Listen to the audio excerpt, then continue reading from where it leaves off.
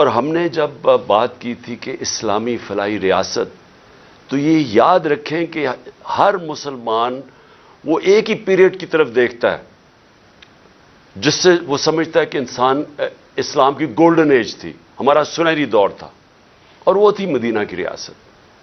تو ہم نے اس کو بیس کیا تھا، اس کے اوپر ہماری جو آبجیکٹو ریزولوشن ہے، جو قرارداد پاکستان ہے، وہ سب اسی کے اوپر بیس ہے، مدینہ کی ریاست کے اوپر، مثالی اسلامی فلاحی ریاست۔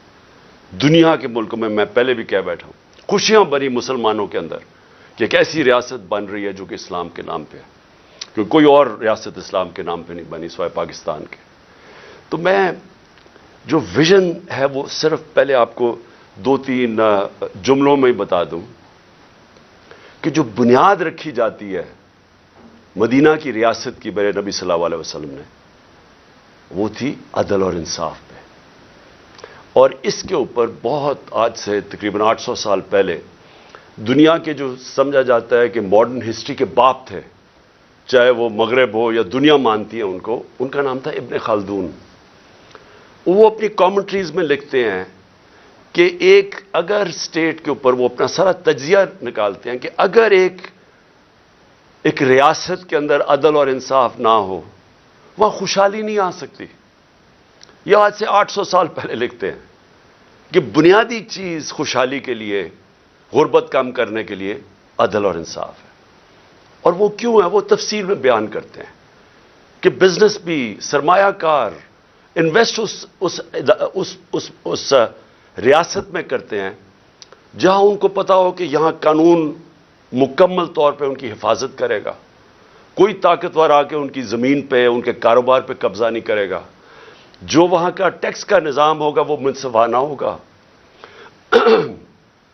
ان کو کوئی یہ خوف نہیں ہوگا کہ آتے ساتھ ہی کوئی قبضہ گروپ ان کی جگہ پہ قبضہ کر لے گا، کیونکہ وہ انصاف ہوگا۔ جدھر انصاف ہے وہ قبضہ گروپ نہیں ہے، جدھر انصاف ہے وہ ظلم نہیں ہے، جدھر انصاف ہے وہ NRO نہیں ہے، وہ بڑے لوگ چوری نہیں کر کے معاف نہیں کروا سکتے، کیونکہ قانون کے سامنے سب ایک برابر ہے۔ تو یہ جب مدینہ کی ریاست کی بنیاد رکھی گئی عدل اور انصاف پہ، تو یہ یاد رکھیں کہ وہ اس وقت بڑے برے حالات تھے، خوشحالی بعد میں آئی، پہلے انصاف آیا۔ تو آج میں اس لیے اس کے اوپر بات کرنا چاہتا ہوں کہ ہم اس ویژن سے اتنا دور جا رہے ہیں کہ مجھے خوف آ رہا ہے کہ ہم بچیں گے بھی یا نہیں بحیثیت قوم۔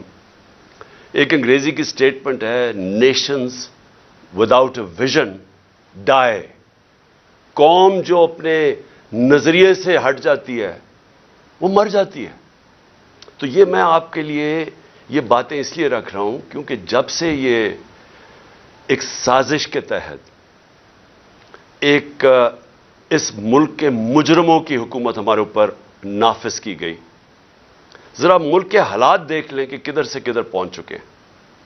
اور میں اس لیے یہ آپ کے لیے کہہ رہا ہوں کیونکہ اب جس طرف آپ جا رہے ہیں میں آخر میں ادھر آؤں گا کہ اگر ہم بحیثیت قوم، میں اپنی ساری قوم کو، پارٹی کو نہیں کہہ رہا، قوم کو کہہ رہا ہوں کہ اگر آج ہم نہیں جاگیں گے اور ہم جد و جہد نہیں کریں گے، ہم سب ذمہ دار ہوں گے جس طرف اب ہم جس رخ پہ نکل چکی ہے۔ سب سے پہلے معیشت آ جائے۔ دیکھیں معیشت جو ہے نا، اس کے اوپر بھی ایک بڑا ضروری ہے، میں جو شروع میں بات کی کہ ادھر بھی انصاف چاہیے ہوتا ہے، رول آف لا چاہیے ہوتا ہے، سرٹنٹی چاہیے ہوتی ہے لوگوں کو۔ یہ جب تک مجھے یہ اعتماد نہیں ہوگا کہ آج جو میں یہ فیکٹری بنا رہا ہوں، میں دکان بنا رہا ہوں، میں پیسے لگا رہا ہوں، اپنی محنت کے سرمایہ کاری کر رہا ہوں، جب تک مجھے یہ نہیں پتا چلے گا کہ یہ آگے بھی یہی سسٹم رہے گا، جب تک مجھے یہ اعتماد نہیں ہوگا کہ یہ قانون نہیں ایک دم بدل جائے گا، یہ اب سسٹم چلے گا، تب تک میں پیسے نہیں لگاؤں گا۔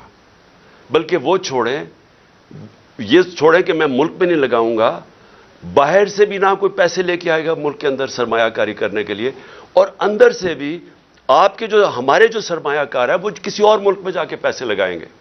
اب دبئی میں جا کے کبھی پوچھیں، پاکستانی بزنس مین وہاں کتنے کارخانے بھی چلا رہے ہیں، بزنس بھی چلا رہے ہیں، ان سے پوچھے تو صحیح کہ جب آپ کا ملک ہے آپ نے پاکستان میں کیوں نہیں پیسہ انویسٹ کیا؟ آپ کیوں دبئی میں جا کے پیسہ لگا رہے ہیں؟ اور ملیشیا میں بھی یہی ہے. تو وہ سب سے پہلی بات کہیں گے کہ یہاں ہمیں اعتماد ہے ان کے قانون کے اوپر، ہمیں یہاں رول آف لا نظر آتا ہے، اس لیے ہمیں اعتماد ہے کہ جو ہماری انویسٹمنٹ ہے، جو سرمایہ کاری ہے، ان کا قانون اس کی حفاظت کرے گا، اس لیے لوگ انویسٹ کرتے ہیں. اور ہماری جو سب سے بڑی طاقت ہے اوورسیز پاکستانی، جن 1 crore overseas Pakistani, 10 million overseas Pakistani ہیں. آپ یہ سمجھ جائیں کہ اگر ان میں سے میں پھر سے ایک فگر دیتا ہوں، 20 لاکھ بھی 15 سے 20 لاکھ پاکستان میں سرمایہ کاری کرنی شروع کر دیں تو ہمیں کوئی کسی کے سامنے ہاتھ پھیلانے کی ضرورت نہیں پڑے گی. لیکن وہ کیوں نہیں آتے یہاں؟ کیونکہ ان کو اعتماد ہی نہیں ہمارے انصاف کے نظام میں. بلکہ جو آئے تھے ہمارے دور میں، جو آئے تھے وہ سوچ رہے ہیں ملک چھوڑ کے جانے کا. اور وہ کیوں میں صرف 3-4 موٹی، زیادہ میں نے اور چیزوں پہ بات کرنی ہے، تو میں صرف آپ کو معیشت کے اوپر صرف فگرز دے دوں.